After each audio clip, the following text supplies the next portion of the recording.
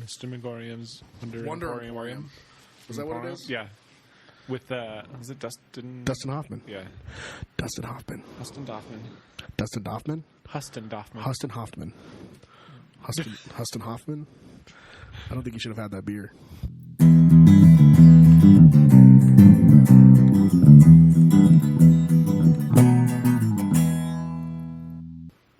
Welcome to the B-Listers, a podcast about movies. Each week we'll discuss a different movie, whether it's a new release or a silent film from almost 100 years ago.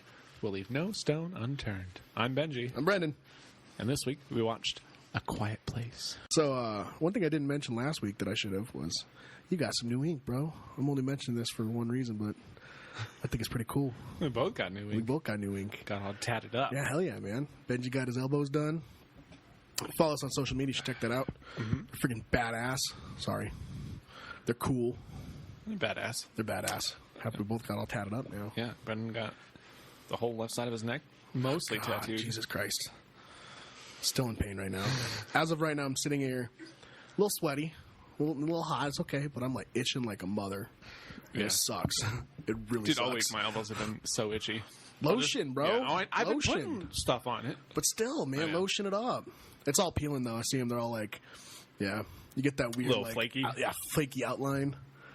But you can touch them. Yeah. Like, you can, like, all mess with them, right? Yeah, see? I washed them with soap today in the shower. Yeah. I'd hope so. I mean, gently. Did you wash them with dirt the first time around?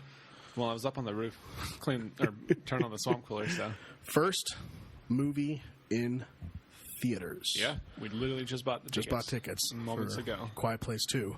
Part 2. I don't know if I talked about this. Did we see it in the theater, the first one? I don't think we did. I know you guys did. We did, but where we saw it was a very poor choice. Because we saw it at Flick's Brewhouse. Oh, yeah. Which, for those of you who don't know, it's also like a restaurant, so you can order food while you're watching a movie. So we sat next to a lady that had chips and queso throughout the whole movie. Oh, God. And I was like, it's such a quiet movie. Yeah, over here. She tried so hard. And she did that thing where she would put it in her mouth and she tried to just like crush it with the roof of her mouth. Yeah. And it did not work. Yeah. It was very And it was also one of those where like there were people literally running around throughout the theater the whole time, like taking people's orders and dropping food off. So it was so distracting. So I've come to the conclusion since then that that's the best place to go for like the second viewing of a movie. And for like, I would think something more. Well, something not so quiet. Yeah, well, and something like family friendly. You know what I mean? Where it's like you don't have to really go there to drink and That's the only good thing about that. For me, Flick's the only thing is because they actually brew their own beer. Yeah, you can drink beer while watching. Yeah, a movie, I think you can get up to two or three pints. I think it's 3. I think it's the three is the limit. Most places in Albuquerque, I think it's 3. Yeah. We had an experience at Flick's. I did not like it. Really? We went and saw Aladdin. Oh, we didn't see that in the theater. It was too damn expensive. Yeah. You know, you're already spending $10.50 on tickets. You're spending, good Lord, $50 on food plus beer. You know, so I mean, it's yeah. You kind of pay for the convenience. Yeah, it's an experience. I mean, which I'm okay with every once in a while. Yeah, every once in a while. It wasn't something that we would go do like every month. Yeah. But we'd go like a couple times a year for like special movies. Like what we saw Logan there. Oh wow, yeah, that was open when it came out. Yeah, we saw Rise of Skywalker for the second time. Okay, we saw that there. We saw Black Panther there. That was really cool. We saw that. Pretty good. Gosh, there was maybe 2 other people in the theater when we saw it. We saw it like a Wednesday middle of the day. Those are always the perfect movies. Yeah. You show I think we saw Captain Marvel there too. You guys went there a hell of a lot more than I've gone. Well, dang. We both lived on that side of town at that point. Oh, that's true. I mean, you did too, but that was like a middle point from where we lived. Yeah. Regressing back a little bit, Quiet Place 2. So we hype ourselves up with the first one. Yes. Yeah. Okay, so my next question for you is how much of the how you enjoy The Office, correct? Yes. Have you finished it? Multiple times. Okay, good. I just wanted to make sure. I knew I'm you said that before. I just wanted to make sure. That like Lee doesn't love The Office, but she's watched it. And it's become I do too, but it's become such like a big cultural thing that I don't like to tell people that I like it. No, we've run it. No, it's true. We've run into the same thing. That's also like at this point, that's kind of how I feel about Friends too. Yeah. Like I completely agree. I don't like to talk about it, but like if you sit me down, and I watch any episode, I'm laughing my butt off. Yeah, like same. every episode. Yeah. The Office created one career that I think stands out more so than Steve Carell. Well, who could that be? Freaking John Krasinski, man. John Krasinski. What? That was a good transition, I think. Oh, no, I think that was a perfect that was awesome. As soon as you said The Office, I was like, oh, I know exactly where we're going. Man. I love it. So I fell in love with Jim Halpert. Everyone fell in love with Jim Halpert. I think he's probably one of the greatest characters ever on television. I really think so. Yeah, I would say except for the last season. No, agreed. But he did some stupid stuff in that last season. They just didn't know what else to write, so they were just like, whatever. Who knew this dude would go off and like become like America's sweetheart? but no, dude, it's true. It's true. Like he can't do wrong. That's true. John Krasinski cannot do wrong. Yeah, so he directed, or he actually. This was his directorial debut. He was approached by this guy Brian Woods and Scott Beck with this script. Yeah, and everyone was kind of taken back because the script was only 67 pages long. Not a lot of dialogue. Which is the length of a TV pilot. That's crazy. And a normal script is, what did they say? I think it's 90 to 120 pages. Yeah, that sounds I want to right. say, for a movie. Mm-hmm. That's before cutting, that's before editing, that's before any of that stuff. Right. No, absolutely. So he loved this story so much that he actually offered, he kind of just sat down and was like, I want to direct this. Yeah. Can I rewrite the script? And they're like, yeah. Of course. So I actually went down and I pulled up the original script. Uh-huh. Nothing. They changed so much of it. Really? They changed so much of it. I mean, it starts totally differently. I mean, the characters seem just a little bit different. The only thing was that, of course, the daughter was deaf. Mm-hmm. That was written into the script. But this is his love letter to his daughter. Yeah. He did this because they just had their first daughter, and Emily Blunt was pregnant with their second. Yeah. So this just kind of worked out, you know? Right. But I think this one, one of the biggest surprises in most movies. You know, like you go into it, you kind of have an idea what's going on. Like the first trailers set it up so well, and it just like it's so. Every time I watch it, it's like watching it for the first time. Yeah, you know. Well, and I just watched it earlier today, and it was only the second time I'd seen it. Second time. Yeah. Wow. I think it was just so good that I didn't want to like. Oh, for sure. For sure. It, you know, but it lived up to everything. And it's only an hour and a half. Yeah, it's so short. It's only an hour and a half. But it's. I love this trend that we've gotten on where we watch movies that are under 2 hours. I like it. Well, because we started ourselves so high with 4 hours. Yeah. Well, even Waves being like 2 hours and 45 minutes. That was a long one. That was a tough one. It's going to be hard to find movies now that are over an hour and a half, over 2 hours, that are actually going to be like, you don't feel that way. Right. They're going to feel long. Yeah. You know? And I'm glad this one didn't. Yeah. It's important for ASL. Yeah. Because not many movies embrace that. Right. Not many movies, because you can't. It's hard to write a character that does justice. Right. You know, and I think one of the big things right now is the Eternals, which is going to be the first Marvel film, the first big budget film other than this to include a deaf woman. Well, I mean, Godzilla versus Kong. Oh, that's true. I totally spaced that. Yeah. Movie that we've talked about before. Yeah, I know. I totally spaced that. Thank you for correcting me. But I think as a main center of a story, and apparently they didn't cast her. Krasinski actually, I guess, saw her work and was like, "You're it." Yeah. Showed her the script, and she was on board. So that's cool. All the behind the scenes footage is amazing. Yeah. If you ever watch that, it's so cool to watch because they brought in, I forget her name, I should have wrote it down, really big ASL advocate, and I would even say master. Like she teaches, she goes everywhere and does this. She taught the entire crew and the entire cast basic sign language. That's really cool. And Krasinski knew some, but it was the kid, Noah Jupe, her brother, who learned it. Learned it in its entirety. That's so cool. Filming this movie. That's really cool. And apparently, like, she showed him, the girl, Millicent, showed Noah the basic alphabet, and he kind of just picked it up. Yeah. That's really cool. They would sit there for hours on set just talking to each other. Yeah.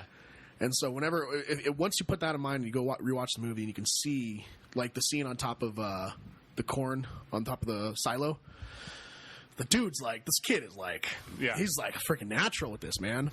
So I thought that was really cool that they all kind of sat down and did this for her. Mm-hmm. They made sure she felt at home. I love stuff like that. That's the important thing. And then Krasinski, the guy that he is, I don't know how many times I said it when we were watching this movie. I'm like, I freaking love this man. I freaking love this man. Nah, because he's got a good beard too. Yeah, he's got a great beard. He's got a great beard. But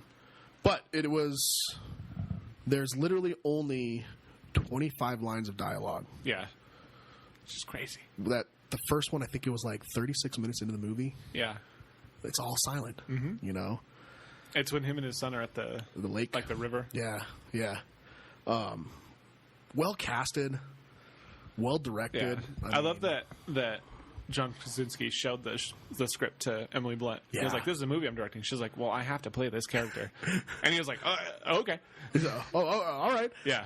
I think, what was it? They were flying. I forget where they were flying to, and he had the script, and he showed it to her on the plane, and she read the entire plane, and she's like, "I have to play this." Yeah. Like he didn't even have to ask her. Yeah. She's like, "I have to play this." That's so cool because if y'all don't know, what you should. Emily Blunt and Krasinski are married. Are all married. They're all married. All two of them. All two of them are married. And she's pregnant with her second child in this. She was not pregnant. She was not pregnant? No. I thought she was pregnant. No. I did the research. Yeah? Yeah. She was pregnant in like 2016. Because they have two kids. I thought it was for the second kid that she was pregnant. Dang. No, she had already had both kids by this point. No, but Emily Blunt, man. Yeah. Like, she's great. Mm-hmm. She was so good in this. Everybody was just so good. Yeah. There's only 6 actors. 6 actors. Technically, I think 7. No, you have the family, the little kid, and the guy in the woods. Right, but then right before you see him in the woods, you see his like dead. Oh, I guess you're right. Yeah, I guess you're right. I don't know how much she counts since she was on screen for 4 seconds, but got paid to lay there. Gutted. But that's I mean, for a movie this size, this big, that did this well, is amazing. So they did to put it in perspective, it was the budget was only about $21 million. Woo. They made $340 million from this movie. No wonder they made a second one. So you can see why they were like, second movie, come on, bring it on, bring it on. Freaking Cillian Murphy too. Yeah, dude, Cillian Murphy. I can't wait to watch Dijman Hansun. Yeah, dude, I'm so beyond stoked for this because the trailer. I don't like watching this trailer. I don't understand what's happening in the movie, and I like that. That's what I like. Yeah. That's what I'm saying. I don't like watching this trailer because I'm sitting there and I'm just asking more freaking questions. Yeah. And I'm like, I need to stop doing this because I did that with the first one and it turned out this way. Yeah. You know? But the second one's supposed to pick up minutes after. Yeah. Well, there's like a little bit of like origin storytelling. Yeah, which I guess... Which I was happy about because I really wanted to see John Krasinski I want to see more John Krasinski. I guess that's why he did it, is because he wanted... He purposely put himself into this one because he wanted that sense of groundness, the sense of grounding family, dynamics to continue over. Yeah. So he didn't want to just jump in and then there's just like survival. Right. But were you about to say that it takes place like immediately after this one? Yeah. Okay. So that's what I thought. Yeah. So it literally picks up because we don't know. Okay. So this one ends on a pretty big cliffhanger. Yeah. We know how the aliens are their weakness. Right. She can now shoot and kill them. Yeah. But my question is, do they take out all these ones in the house? I mean, and then move on? I mean, there's that possibility, but also maybe like Cillian Murphy is somebody like swoops in. Yeah, and he swoops in and helps him. Oh man. So I was thinking, as I was watching it today. Yeah.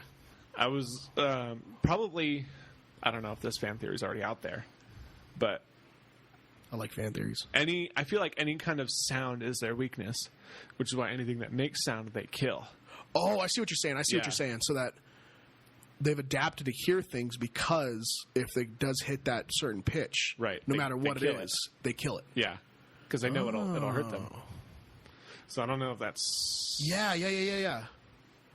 My biggest questions throughout this, and I think that's any sci-fi movie. Yeah. I want to know where they came. I want to know how they came. Like what? Yeah. What caused all this? Like, are they actually aliens? Are they just like weird, like, science experiments? Exactly. Like, we don't... And that may not be the point. I may be looking too far into this. Part of me kind of hopes that we don't find that out. That's what I'm saying. Like, a part of me wants to know that, but I'm also expecting that that's not the point. Yeah. You know? Part of me also, during the movie the first time, didn't want to see what they looked like. I agree with that. But I was thinking the same thing. Them and I was like, oh, no, I'm glad we saw them because they looked great. So this movie pulls a heck of a lot of inspiration from Alien. Oh, yeah. The first Alien. And I kind of had, like, you kind of get some vibes here and there, but what really, really ticked me off with that, or I noticed from that, was when she goes behind the running water. And I didn't even think about that, but now that you say that, the alien shows up like right in front of him, right in front of her, and I was like, "This is Sigourney Weaver, man. We're gonna get a freaking face hugger here." You know what I mean? Like it was like this whole like So I thought that was to see. There was I guess they also claimed that No Country for Old Men was a big inspiration, which I can't really relate to that as much as Alien. I guess in some aspects. It's been a long time since I've seen that movie, so I don't totally remember. Yeah, it's been a while since I've sat through that one, so I don't know. I mean, maybe the family aspect, because I know that movie kind of focuses on that. A little bit, yeah. One thing I didn't realize what I really enjoyed was, I guess, the bath scene when she actually gives birth was all one take. Oh. So there's multiple cameras set up, but there was all one. That's really cool. One sequence. And she gets in there. I mean, she screams, which is what gives you chills every. Okay, so before I get into that, this movie gives me so many chills, and I feel the same way. It's so suspenseful. It's so suspenseful. And it's worse because it's quiet. Oh God. So just like she steps on the nail. Worst scene in the whole movie. The worst part is not even when she steps on it, but when like she's walking up the stairs and her dress gets caught on it, and as soon as she like gets her dress off of it, you see it just sticking straight up. And you're like, oh no, it's gonna happen. You know it's gonna happen. Like someone's gonna step on that. Someone's gonna step on that. It's such a homeowner thing to say. Like someone's gonna step on that. It's such a long like. I don't know how long that shot is, but the shot lingers on just the nail. Yes. Oh, yeah. Like, she's kind of blurry walking up the rest of the stairs, but you're just like, just focused on that. It's going to... And you know it's going to come in, like, the worst possible time. Well, the fact that, like, the kid... everybody's, like, convoluting at the same time. And the kid's got to go and set off the fireworks. Right. And as soon as that happens, she can scream. Like, it's almost like John Krasinski knew... Yeah, she was going in labor. Like it was like that whole thing of like. Well, it's when they got back and all the red lights. Red lights were on, which I thought that was just because they were on the property. Like they. Well, that's what I thought too. There, you know, I don't think he knew that she was going into labor. No. But obviously, the lights were on because they were in the house. Oh man. But I kind of want to jump back to what you're saying. Is like a part of me did kind of wish we didn't see him. Yeah, but you know, I thought that until I actually saw them. Yeah, until the last little bit.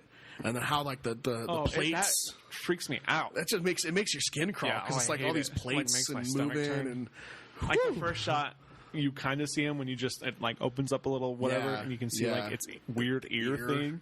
It's all gooey and gross and slimy. And they did a good job. ILM, Industrial Lights and Magic, they did that. But apparently Krasinski was actually the mocap for some of those. Oh, really? Yeah.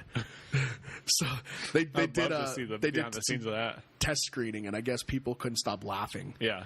And they're like, "Why is everyone laughing through this movie?" And it was like because it was either they didn't have they had unfinished CGI, or it was John Krasinski standing there in a mocap suit. Yeah. Acting in front of and everyone couldn't stop laughing about that. And I was like, that's pretty funny, actually. Yeah, that is funny.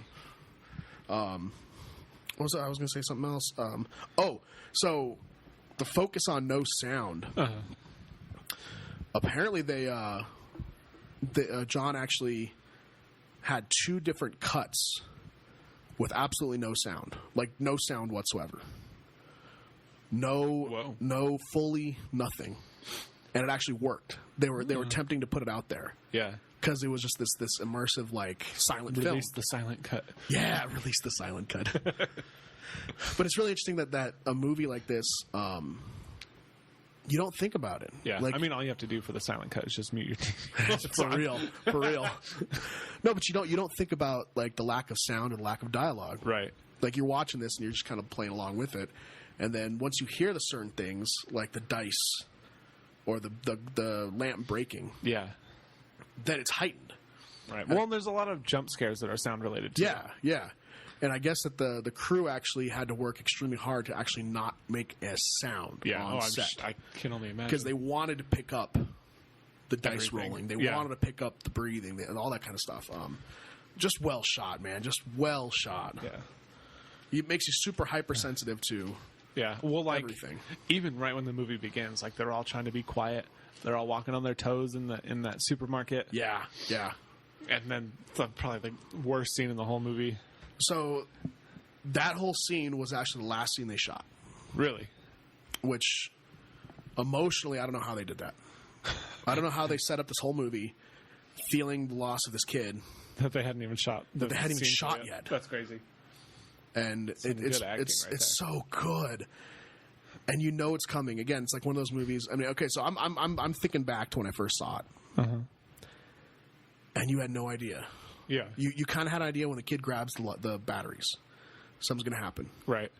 But you didn't think that this family walking down normally, and you just hear that sound, and you know. It's always crazy to me when it cuts to the daughter's perspective. Yes. Because every time, all the sound cuts out. They do a good job with that. Like, they turn around because the little spaceship's making a whole bunch of noise, and she's just like... She doesn't know what's going on yet. But then you see the realization in her face, and she's like, oh, no. Yeah. What was worse than that was Emily Blunt's character dropping to the ground because she knew that they couldn't do anything. Yeah. Like, immediately, she was she had her hands on her face, and she was just like, she knew. I'm getting chills thinking about it. You couldn't do anything. Yeah. And another beautifully acted scene with John Krasinski running down. Yeah.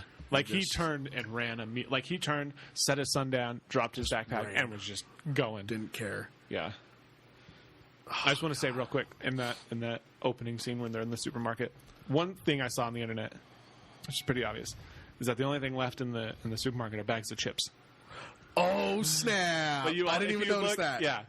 I saw that on the internet, but I also noticed that there's also like anything with like one of those like thicker plastic bags, like beef jerky. Yeah. All on the shelves. And there's like all the pill bottles untouched. Everything that makes sense. Oh, dude. Yeah. And I was like, that's like, I'm glad I saw that online because I would not have noticed the attention to detail, man. Yeah. That's insane. But because I saw that about the chips, I noticed like the beef jerky and all the pill bottles, and I was like, oh, that makes sense about all the medicine. Because you're like, why is there so much medicine here if like apocalypse, that's the first thing that's going to go. Not if it's a sound-related... Well, now that you mentioned that, I also like that second trailer set up beautifully the convenience store. Yeah. So he's actually walking the same convenience store. And it focuses on the spaceship. And all that. Oh, dude, I'm so excited to see more of that back, more of like what happened. I also thought the detail of them like lining the streets with sand, was a really cool detail. Well, and if you notice, like as soon as they walk out of the convenience store, you can see there's only like one or two branches. Yeah, like you can branch off of the sand, and you can tell which stores they actually go to most. Right. Now I'm curious to see for the second movie, what are they gonna like? They're going off the beaten path. Right. They're going to have to, like... The stakes are a lot higher. I should put it that way. No, absolutely. Especially if they're getting, like, more people involved. You know? Yeah. Like, they obviously have a method to taking down these creatures. But they still have to be careful. Somewhere. Well, right. Yeah, you still got to be careful. So, rather than them just trying to live and survive, now they have to, like, seek people out. Yeah. And now there's only one adult. So, when you just said that, it blew my mind how many people at the start of the movie were around them. So you know how he went up there and he burned the fire? Yeah. And the whole point of burning the fire was to let the other people know that they were still alive. Yeah. And he looked around. You can see I think it was about 6 other fires that started. Oh, yes. And then by the end of the movie, when she lit the fire, when the daughter lit the fires, there was none. Yeah. So that tells you that... Well, one of those was obviously probably that old man. Probably. And now there's nobody. When that scene happened, I had totally forgotten about it. Yeah. Because I hadn't seen the movie in over 2.5 years. And there was actually more people than you're led to believe. You know? But like when the old man scene happened, I was like, what? Yeah. Oh, yeah. I like totally forgot about that part and how crazy it was. Apparently that guy that plays that older man is only known for non-speaking roles. So that's incredible. He was introduced, I guess, in Prison Break, in one of the seasons from Prison Break, which is a great, fantastic show. The first 3 seasons are amazing. But in Prison Break, his character only communicates through yellow sticky notes. That's funny. So I thought that was kind of a funny little addition to that. What a nod. But I'm excited to see what they're going to, like, who these people are, how they've survived. Yeah. You know? I just feel like it's going to be a hell of a lot more nerve-wracking. They're going to elevate everything. Yeah. I'm very excited to see what directions they'll take. Cillian Murphy, man. Cillian Murphy, man. He's probably one of the most underrated actors right now. By far. We just started. I want to get back into it. We watched the first episode of Peaky Blinders. Oh, yeah. I haven't watched any of it, but I've Holy heard crap. really good things about it. He is... Yeah. He's Isn't amazing. Tom Hardy in that, too? Tom Hardy's in it. There was one other person really big that's in it. Tom Hardy's production company, I believe, produces it. Oh, okay. That's cool. But one note I want to, before we kind of go on a little more tangents or whatever, the last scene, the end, I should say, which is one of the most intense endings I've ever seen. Yeah. Starting with the silo. Starting with that whole silo sequence. Oh, that part was stressful. Which I guess it's a real problem, and there's actually a number of people die a year from silos. Yeah, that doesn't surprise me. From corn and stuff's like, I don't understand how they're falling or they're getting sucked into this corn. I was like, well, you got to realize your body weight, you're more dense than the corn is. Right. So if you're it's like quicksand. You're standing up proper. You're going to fall a hell of a lot faster than that corn is. Which is why when they get on like the door, they're fine because it's exactly the surface area. The surface tension is all distributed. Mm-hmm. There's a new movie coming out. I forget who's the star. Oh, it's the guy from True Blood called Silo. Ooh. And it's about a kid that gets trapped in a silo and them trying to get him out before he dies. Yeah, screw that. I'm not watching that. That's too much. That's too stressful. It's like a farmer's version of 127 hours. Pretty much. But he has to eat his way out of all the corn. Oh, gosh. At that point, he wouldn't even fit out of the silo. So that's the start of the kind of the decline in this story. And I can't help but praise John Krasinski in this last little bit. His going from freaking Big Tuna to this. Incredible. It's just... I mean, he obviously did stuff in between, but he was... so I guess he was doing Jack Ryan. I've not seen it. The show Jack Ryan. I haven't watched it either. He was doing that at the same time he was doing this. Yeah. But yeah, coming off a big old binge of The Office to this, it's kind of crazy. Yeah. It's really kind of crazy. And he... the whole... So... at the heart of it, this movie... I was trying to look at some breakdowns. Uh-huh. And a lot of people were pulling a lot of different things from it, but the most common, of course, was father and daughter. Yeah. The story is about... Ultimately, to me, the story was about the daughter or being accepted by her dad for what she did. Right. Which we didn't mention before, but she actually is the one that gave her little brother the spaceship. Mm-hmm. So she's blamed herself this entire film. For 1 year, 2 weeks, and 4 days. Yeah. Which I love that they added the days, how long it's been.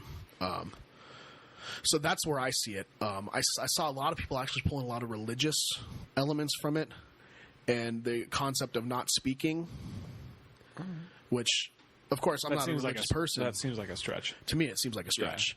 Yeah. But again, I mean, if that's part of your religion, being raised in a Christian household, I couldn't see it. I can't see it. The other one was, of course, just the whole family in its entirety. It's a family story. It's a family story, but for me, it's definitely it shines that the relationship that you're trying to focus on here is with father-daughter, right? In my opinion, and that shows that last scene. Yeah, when he signs to her that he loves her, and he's like, I've always loved you. Yeah, and I guess in the script they did a couple shots. All he said was, "I love you." Yeah, that was his. They kept doing that over and over again, and then Millie went up, and she's like, "I have a suggestion. Yeah, can we add, I've always loved you?" Because that was more of like, it's not just that I love you. It's like this entire movie. I never stopped loving you. And that's why you get this reaction, because she said that, they filmed it, they got that shot, and I think they used the first shot. And it was like, what the heck, man? Like, you could see that. And the kid screaming after he got hit that first time. Yeah. Like, that whole, oh, God. One of the best ends to any character in a horror movie. Yeah. You know? And his scream. Yeah. That's a dad scream right there, man. Yeah. It's true. But it sets it up beautifully for the next movie. So my big question, what I wanted to ask you, I don't know if you've mentioned it. What was probably the best scene for you in the entire movie? Ooh. Best scene. Best line. Whatever. I think it's the waterfall scene. Oh. When he yells and his son's like freaking out, he's like, "No, it's okay." But then they cut away and his son screams. And you couldn't hear him. You could barely make it out. It's just such a powerful thing. I'm gonna have to agree with you on that. Yeah, I really am. I think I actually literally wrote that down as best scene in the movie. I just wrote waterfall scene is so good. I'm trying to think back here, and I honestly I think I have to agree with you that whole, not just that scene, but the entire scene of the river, and him finally getting through to his son, like, it's okay to be scared. Yeah, like it's as long as there's something nearby that makes a louder sound. Yeah. You're okay. And that's why, again, predicting the future is why she went behind the water at the end. Right. It's because the water made more sound. Yeah, than the baby, it was more. So the baby could cry, and the alien probably didn't hear it. Yeah. You know? All right. So then, of course, bouncing off that, what least favorite, or what would you change? I have a couple things in mind. What would I change? Honestly, I probably wouldn't have included the silo scene. Okay. Seemed a little far-fetched. It's like much. They were. It just felt like that was them just trying to, just like reach a time. Yeah. You know, like they were just trying to add more time. They were like, we want to get it to an hour and a half, but we don't have that. Let's just add this one scene. Because I think the urgency of everything would have remained the same without that. Okay, I agree. The pacing would have changed. Yeah. Yeah. Yeah. The importance of what was happening, how they had to get there. I think other than that, I think everything else. It's pretty perfect. It's a short movie. It's hard not to. Yeah, it's hard to pinpoint. Okay, so mine was really kind of. There's one thing that I just really couldn't get over was you make sounds on a daily basis that you're not aware of. Yeah. Like, example A. Like burping. Like picking things up. It was hard for me to disprove or be in disbelief of little sounds. Right. I mean, little sounds are fine.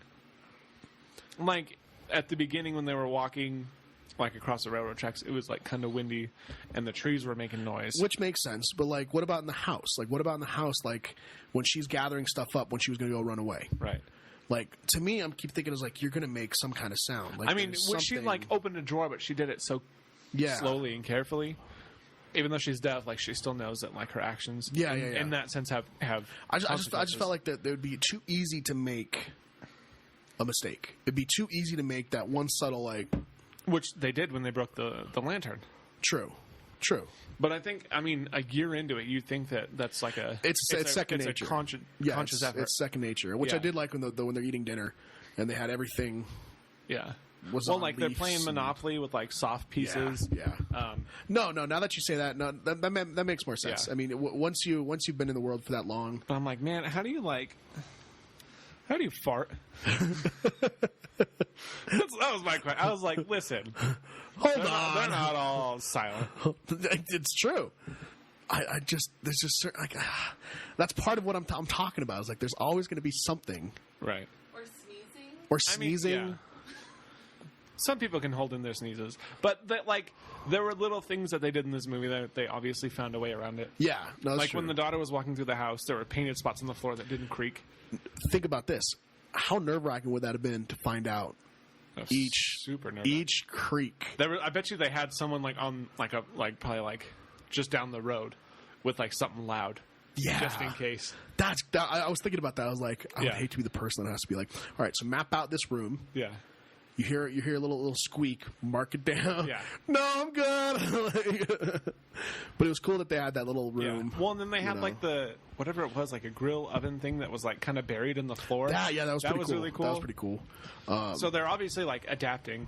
And one of the things I wrote down was it makes sense that the family with a member who's hearing impaired would be one of the only ones to really be able to adapt. To survive. Yeah, to adapt. That's already something that they're accustomed to is not speaking. Yeah. You know? Well, then, and being aware of what's happening around the house that they would have to accommodate for her to know what's happening. You know what I mean? Right. It's kind of like, so I have to make this the comparison. When Stephanie was first diagnosed with diabetes, it was like her mother switched everything. Their entire lifestyle switched. Yeah. So it would be like that if you had a deaf child. Yeah. It's like their entire lifestyle had to change.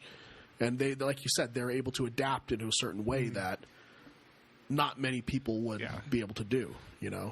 So that makes me wonder about the second one. Yeah. And if we're going to see more of either hearing impaired or something, you know what I mean? Hope so. You know what I mean?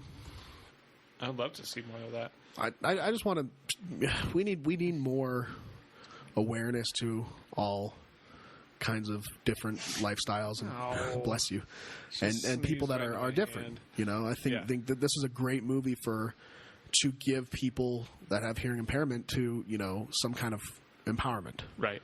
Absolutely. And I wish we saw that more. I wish people weren't so scared for mainstream movies to take those risks. And one of the biggest ones that I can relate to right now is the Peanut Butter Falcon.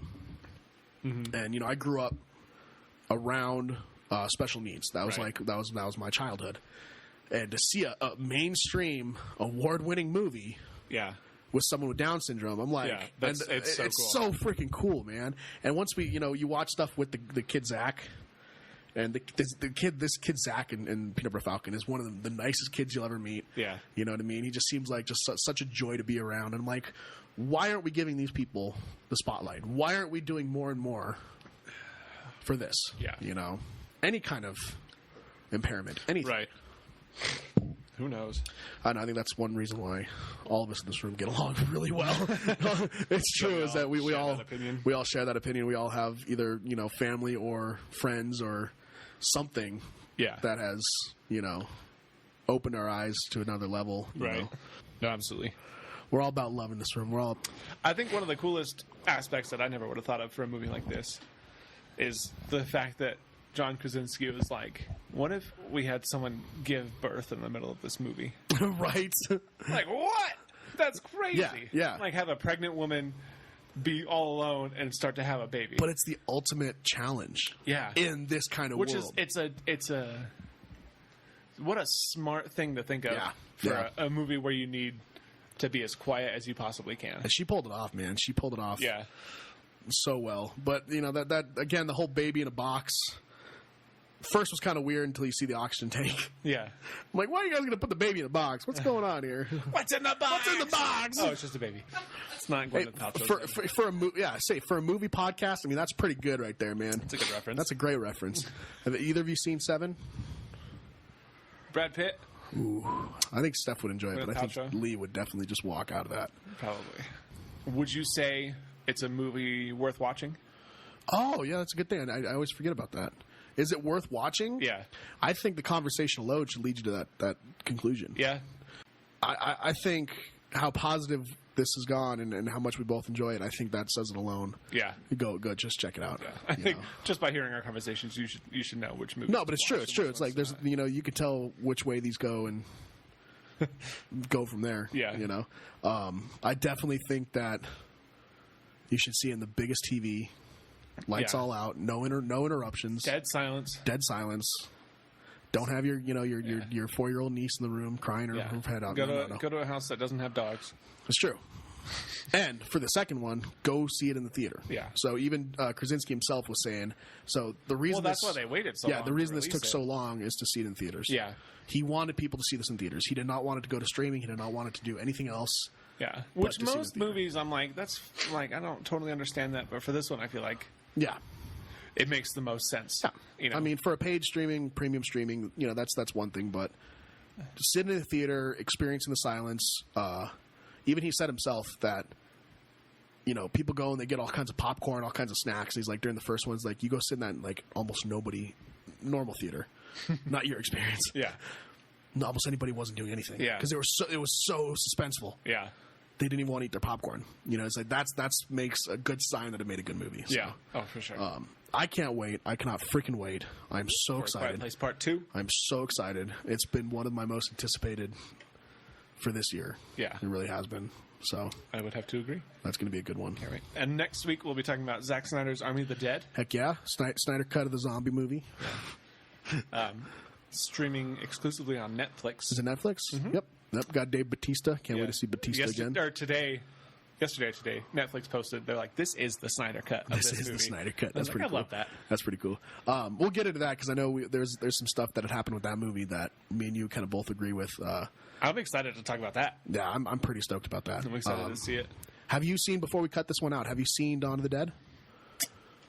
It's been a long time. I don't remember. I'm going to try to watch it before this just because that's kind of Zack Snyder did Dawn of the Dead. Right. No, I knew that. That was he wrote this movie immediately after Dawn of the Dead. Yeah. So that's why people thought it was like kind of like a sequel to that, which we'll see. We'll see. I'm hoping for some little callbacks there. I'll see if it's streaming anywhere. I'll watch it, but I don't know if I want to pay. No, for sure. But I'm just saying, like out there, if you're not sold on a Zack Snyder zombie movie, just watch Dawn of the Dead. It's great. Yeah, it's great. This is going to be everything we love about Zack Snyder. I can already tell. Yeah. Yeah. So it'll just be an episode of us geeking out about zombies and Zack Snyder. Yeah. So I know a lot of you guys. Some of you guys aren't a fan of that, so you might want to skip this one. But if not, please hold out. Yeah. I can't wait. And if you didn't listen to our last one, I think it's our best one yet. I know we've said that before. I feel like every episode, pretty much every episode, we're like, this is the best one we've done. I think no matter what comes out over the next couple of months, I will stand That's by still that the best. For last week's episode. That felt the most natural. It was, we got real. Yeah. We talked about some heavy stuff. I just think it was a good conversation all around. It was a great movie. Yeah, so we're excited for that, and thanks again. Yeah. And we'll see you guys tuned. Next week. Yeah, we'll see you guys Thanks next for week. listening.